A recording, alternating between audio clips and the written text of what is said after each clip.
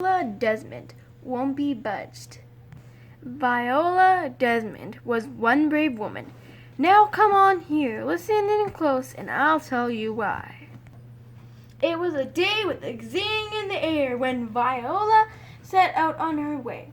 She waved to Gladys and Susu, who worked for her at V's studio beauty parlor. Then she stepped into her car and drove away. Viola drove these winter wet roads with care. She had a meeting to attend 3 towns away. But guess what? She never made it there.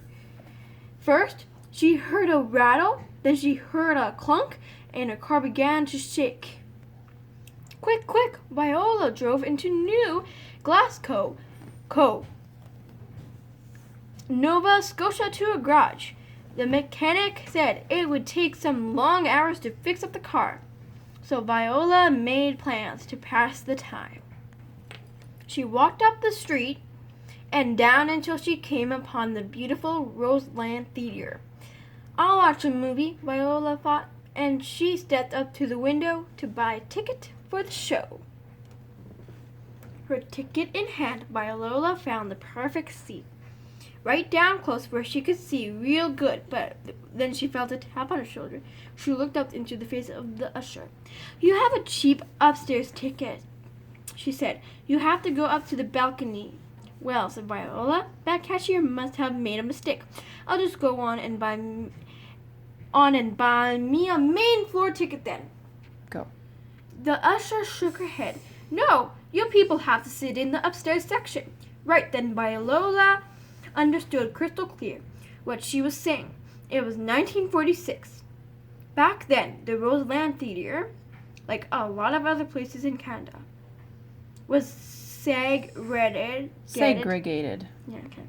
That meant black people were not allowed to sit, stand, or even be in the same section as white people. Viola felt sad. Viola felt scared. But most of all, Viola felt mad. "Look," she said, "I'm willing to pay the right price. And this is the seat I want, so I'm not moving." "Well," said the usher, and went to tell the manager.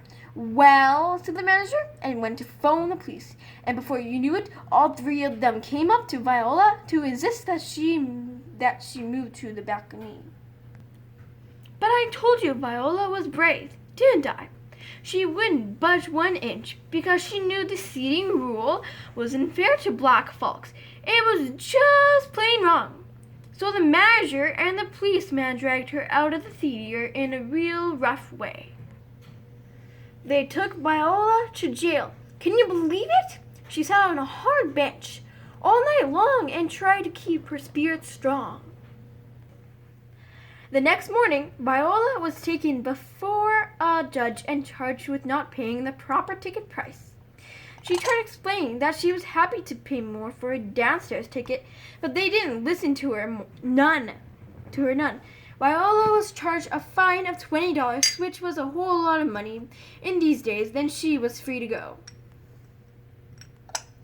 Viola was glad to get back home to her beauty parlor. When people came to visit, she told them what happened to her in New Glasgow. The story made them angry too. So Viola and black community groups in Nova Scotia decided to appeal her charge. A year later, in 1947, they faced the Nova Scotia Supreme Court. But the judges there sure didn't want to talk about racial segregation. Okay. They said Viola's case had been fair, and they canceled her appeal right there. Still, Viola's bravely made a big difference. She inspired all kinds of people to fight against segregation. And by the late 1950s, it was made against the law. So come on and join me and sing thank you to Viola Desmond, a real hero who sat down for her rights.